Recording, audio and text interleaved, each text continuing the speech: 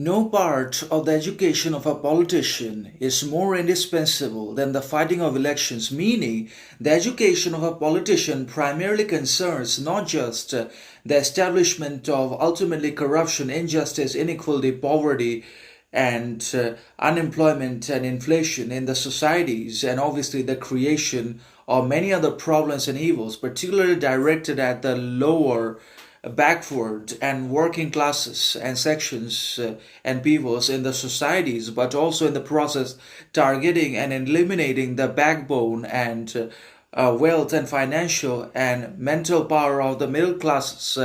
But it's ultimately about the winning of one election after another, so that the individual politician, including his other peers and organization members and billionaires alongside his whole party, are able to retain power and influence and sustain their political position in the country and the society for very long periods of time without actually any hostility, opposition, animosity, challenge, difficulty, or conflict of any kind, either external or internal. Because even if there is external threat and societal hostility and public outrage and opposition and difficulty, then it is obviously going to be silenced and neutralized with the help of coercion force and the application of violence and corruption and obviously rising inflation and discrimination in the society by either the police or the army. And that's why all these organizations and institutions and powerful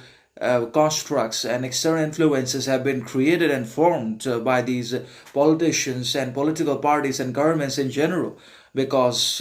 no one will be able to fight against it. No one will be able to challenge anything that's already there. And obviously the politicians are going to get away with all of their flaws and corruptions and evils, and they will be able to sustain and hold their position and power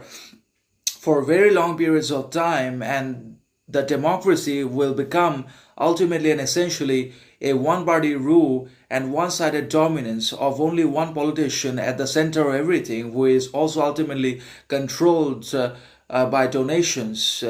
and by donors and billionaires, who ultimately make and decide foreign policy and dictate homeland policy and security and many other ideologies as well. So that's how the whole political system becomes corrupt and penetrable and infiltrable. And it is infiltrated already and hijacked and bypassed by the billionaires, donors, and by elitism in general. So the main education or the fundamental indispensable knowledge of the politician is to be able to win elections after elections without any